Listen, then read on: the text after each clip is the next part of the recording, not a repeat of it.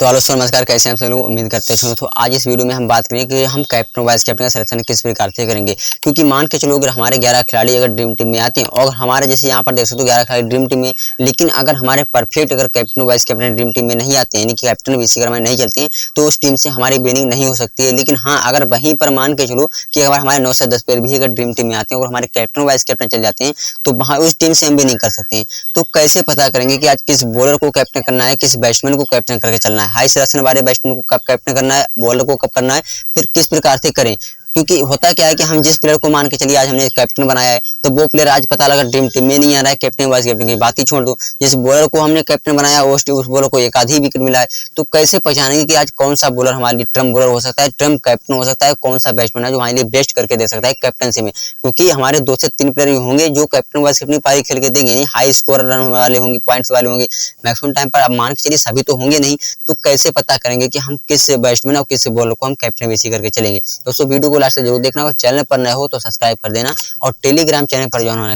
Telegram channel पर join होना, क्योंकि टेलीग्राम चैनल पर हमको वो प्लेयर देते हैं जो मेगा लीग जितवाते हैं, और जब तक हमारी टीम पर वो प्लेयर्स नहीं होंगे तो भूल जाओ कि हम कभी मेगा लीग जीत सकते हैं। क्योंकि हमारे लिए क्या है कि अगर आपने देखा होगा तो कितने मैच आपने ऐसे देखेंगे जो कि मान के 10%, 12%, 20% वाले प्लेयर को छोड़कर यानी 40 से ऊपर वाले परसेंट वाले ही प्लेयर आएंगे। तो मैक्सिमम टाइम पर 100 मैच में तो 4 से 5 मैच ही ऐसे होंगे शायद मैक्सिमम टाइम पर कि जहां पर ऐसे हाई सेशन वाले प्लेयर ही ड्रीम टीम आएंगे। वरना आप देखोगे 98% क्या होगा कि हमारे 3 से 4 प्लेयर जरूर ऐसे होंगे जिनका सिलेक्शन 6%, 5%, 10%, 20% ऐसे होता है। तो ऐसे प्लेयर को ही ट्राई करना है। और मैक्सिमम टाइम पर होता है कि इसमें 40% होता है कि वही कैप्टन वाइस कैप्टन की भी बारी खेल के चले जाते हैं, यानी कि बीसी की बारी खेल के चले जाते हैं।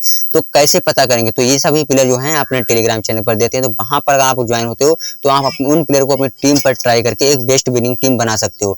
तो चलिए तो बिना कुछ देरी के वीडियो शुरू करते हैं। तो देखो दोस्तों, होता क्या है कि मैक्सिमम टाइम पर जब हम कैप्टनसी में सिलेक्शन करते हैं, यानी कि प्लेयर का सिलेक्शन करते हैं, तो सबसे जरूरी होता है हमारा कॉम्बिनेशन।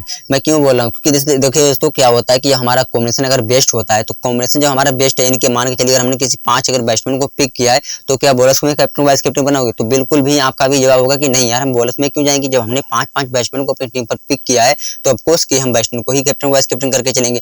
तो यही चीज होता है कि मानकर हमने अगर 5 बॉलर के साथ में 4 ऑलराउंडर को पिक किया है, तो वहां पर क्या होगा कि ऑलराउंडर बॉलर्स में ही कैप्टन वाइस कैप्टन के साथ जाओगे, तो वहां पर बैट्समैन के साथ में जाओगे नहीं।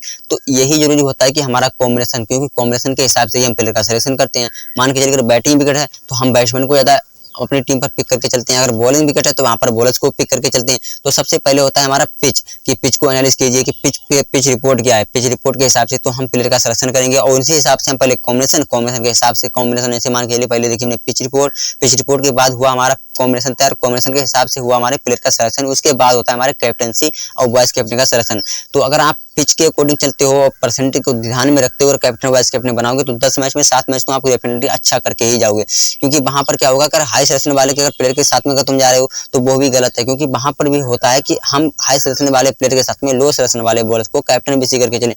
तो हमको तो क्या, हमारा टॉपिक इस वीडियो का है जैसे हम कैप्टन वाइस कैप्टन सिलेक्शन किस प्रकार से करेंगे। तो देखिए मान के चलिए कि माने हमने एक पिच देखी कि जहां पर माने कि हमारा एवरेज स्कोर एक पिच नहीं मतलब मल्टीपल पिच होती है, ठीक है। तो वैसे मान के हमने एक वजह से मान के हम एक पिच का एग्जांपल ले रहे हैं कि एक पिच पर मान के चलिए कि एवरेज स्कोर हमारा बन रहा है 130 के आसपास में, तो ऑफकोर्स कि वहां पर हमारी बॉलिंग बेस्ट रहने वाली। तो अब कैसे हम कैप्टन बीसी चुनेंगे, क्योंकि यहाँ पर तो बॉलिंग विकेट रहने वाली है, तो यहाँ पर क्या क्या सिचुएशन हो सकती है।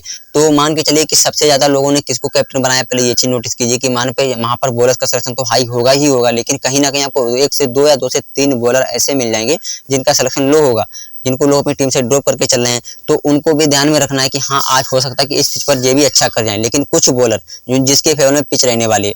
अब मान के कप्तान ने टॉस जीता, अब वहां पर उन्होंने फैसला लिया कि यहाँ पर हम बॉलिंग करने वाले हैं, तो देखिएगा प्लेइंग 11 में कुछ ना कुछ चेंजेस होगा। क्योंकि पिच के अकॉर्डिंग जब आप कैप्टन बीसी बनाओगे तो यहाँ पर एक चीज नोटिस करके रखना कि हमेशा आप पिच के अकॉर्डिंग जा रहे हो, तो प्लेइंग 11 में भी चेंजेस देख लिया करो कि प्लेइंग 11 में क्या चेंजेस हो रहे हैं। मान के चलिए किसी पेस बॉलर को हटा के अब स्पिन को लेके आ रहे हैं, तो स्पिन को लेके आ रहे हैं कप्तान, और हमने जो वीडियोस देखी है, यूट्यूबर्स की वीडियो देखी है, वहां पर हमें क्या पता कि हाँ यहाँ पर होने वाली है पेस विकेट।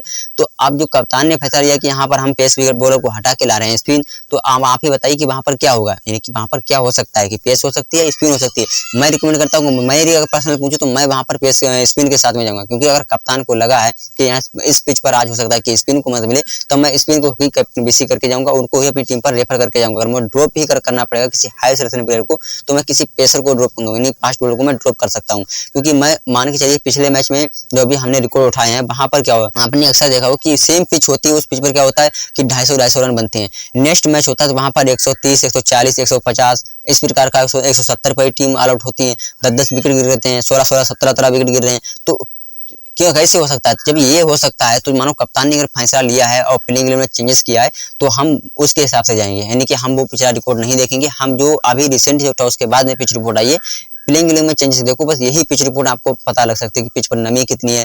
मान के लिए शुरू में अगर मूवमेंट अगर पिच पर ज्यादा है, यानी शुरुआत में अगर पिच पर ज्यादा नमी मिल रही है तो वहां पर हमारा कैप्टनसी और वॉइस कैप्टनसी में सिलेक्शन जो परसेंटेज होगा किस प्लेयर को लेना है, तब वहां पर हम पावर प्ले के गेंदबाज को हम कैप्टन करके चल सकते हैं, पावर प्लस डेथ ओवर के गेंदबाज को। क्योंकि पिच पर शुरू में होगा नमी तो हो सकता है कि पावर प्ले में 1 से 2 विकेट मान के चलिए कैप्टन बनने के लिए कितने विकेट की जरूरत पड़ेगी उसको, कि 2 से 3 विकेट नहीं, 3 से 4 विकेट, 3 से 4 विकेट जब वो लेगा तभी कैप्टन की पारी खेल के दे सकता है। तो अगर उसने पावर प्ले में अगर 2 विकेट लिया तभी वो जब डेथ में बॉलिंग डालेगा तो हो सकता है कि उसको 2 विकेट और डेथ में मिल जाए, क्योंकि मारने के चक्कर में वेस्टर्न विकेट फेंकेंगे तो उसको 4 विकेट लेके तो वो कैप्टन की पारी खेल के देगा। अब बॉयज कैप्टन लिए क्या होगा, बॉयज कैप्टन भी हम ऐसे ही प्लेयर को ढूंढेंगे, किस प्लेयर के हम ऊपर रिस्क लेके चल रहे हैं। अब मान के चलिए फाइनली कि हमने देख लिया कि हाँ कप्तान ने टॉस जीतने के बाद में यहाँ पर स्पिन को अपनी टीम पर बढ़ाया है, या मान के चलो पेसर को बढ़ाया, ठीक है एग्जाम्पल लेते हैं कि पेसर को बढ़ाया है। अब पेसर को बढ़ाया है मतलब स्पिन का सिलेक्शन हाई होगा वहां पर, क्योंकि पिछले मैच में स्पिन अच्छी की होगी, उस पिच पर 4-4 विकेट निकाले होंगे या 3-3 विकेट निकाले होंगे किसी भी बॉलर ने स्पिन फ्रेंडली विकेट के हिसाब से। तो आज क्या होगा, उसको ही मैक्सिमम टाइम पर लोग कैप्टन और वीसी करके चलेंगे, क्योंकि वहां पर क्या होगा उन लोगों को पता है कि हाँ रिकॉर्ड्स जो हमने देख रखे हैं, क्योंकि रिकॉर्ड के हिसाब से हम बना रहे हैं कैप्टन वीसी यहाँ पर। तो हमने देखा कि पिछले मैच से बॉलर ने 4 विकेट लिए हैं, तो हो सकता है कि आज फिर से ये रिपीटली हो। लेकिन आपने अक्सर ये चीज नोटिस की, जो मैच एक बार हो चुका है उस पैटर्न से वही मैच दोबारा नहीं होता है, हमेशा अलग एक नया पैटर्न बनता है। तो आप एक नए पैटर्न के हिसाब से टीम बनाइए, पिछले पैटर्न के हिसाब से टीम मत बनाइए।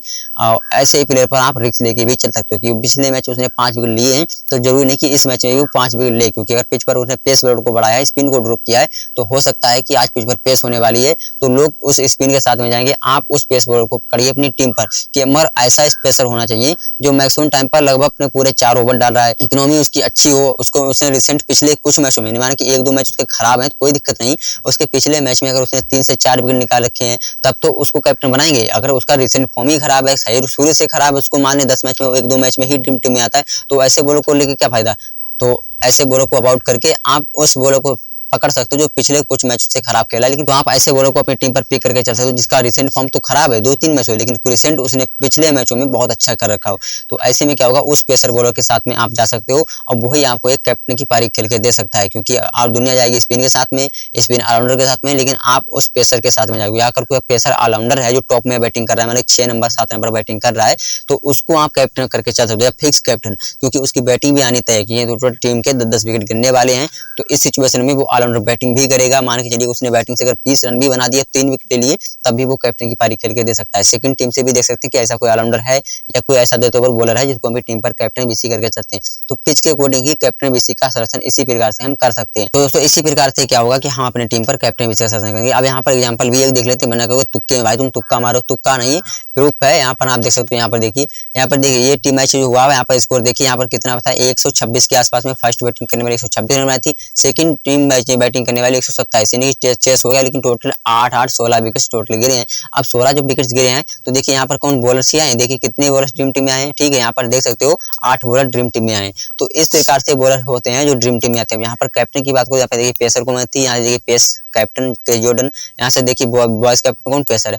अब यहाँ पर भी देखिए राशिद खान है, अकील हुसैन है। अब मैक्सिमम टाइम पर लोग तो इन्हीं के साथ में कैप्टन बीसी के साथ में चले होंगे, क्योंकि यहाँ पर जो पिछले मैच इन्होंने अच्छी स्पिन करी है, अच्छी विकेट निकाल रखे हैं, तो भी इनके साथ में गए हैं। लेकिन यहाँ पर जो लोग वे फ्लॉप हो गए हैं, क्योंकि इनको आज मत ही नहीं है पिच पर। तो इस प्रकार से हम कैप्टन बीसी में सिलेक्शन कर सकते हैं। यहाँ पर अब बात आती है हमारी फाइनली कि हम कितने परसेंट प्लेयर को कैप्टन करके चलें।